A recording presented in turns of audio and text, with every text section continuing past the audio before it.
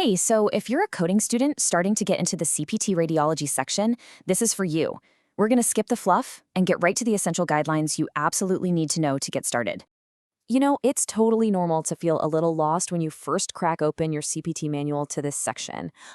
All these guidelines can look like a maze, but I promise you, once you have a map, it's way easier to get through than it looks.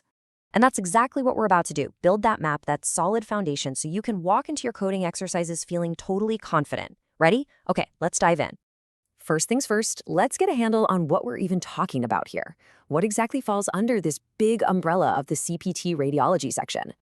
So the rules we're covering today, they apply to the whole shebang: general radiology, nuclear medicine, and diagnostic ultrasound. We're talking about that entire CPT code range from 76496 all the way to 79999. All right, let's get into our very first and honestly most fundamental rule. And it's a big one. It's all about who's actually allowed to perform these services. This right here, this is the non-negotiable foundation for the entire section. For you to report any code from this chapter, the service absolutely must be done either by a physician or under their direct, responsible supervision. This is a huge compliance point, so you'll want to lock this one in for sure. Next up, we've got a concept that trips up a lot of new coders: the whole idea of a separate procedure. The best way to think about it is like a single puzzle piece. Sometimes it's just one part of a much bigger picture, but other times, that one piece is the entire puzzle. So here's the official CPT definition. A separate procedure is a service that's usually just part of a bigger, more comprehensive one. Basically, if it's done as part of that main event, it gets bundled in, you don't code for it separately. And this slide just breaks it down perfectly.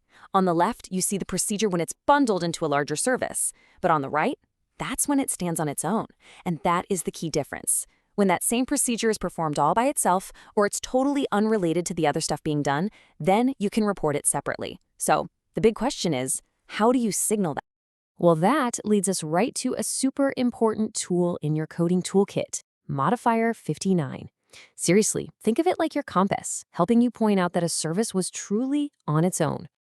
Modifier 59 has one simple but critical job. It sends a clear signal to the insurance payer. When you add it to a code, you're basically saying, hey, I know this service often gets bundled, but trust me, this time it was a completely separate and independent procedure. Getting this right is absolutely crucial for making sure the provider gets paid for all the work they actually did. Now, the guidelines are very clear about when you can use Modifier 59.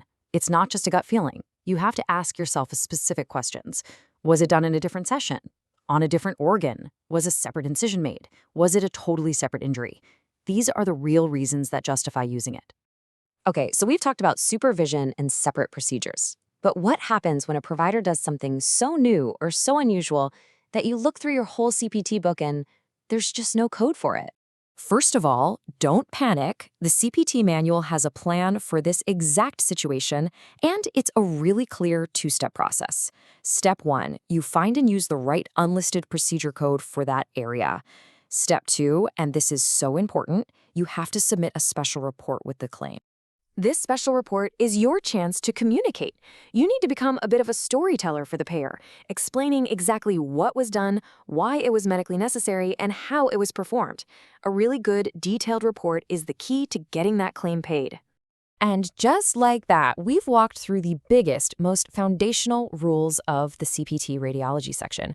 So let's pull it all together into a quick mental map that you can use as you go forward. Okay, here are the 4 pillars we built today. Number 1. Always confirm proper supervision. 2. Take a second to really figure out if a procedure is bundled or if it's truly separate. 3. Know when and how to use Modifier 59 to show that difference. And 4. For anything without a code, follow that 2-step process and write a great special report. So as we wrap up, I want to leave you with this question to think about. Which one of these rules is going to make the biggest difference in how you tackle your next coding exercise? Letting that sink in is really the best way to make this knowledge stick. Thanks for hanging out with me today.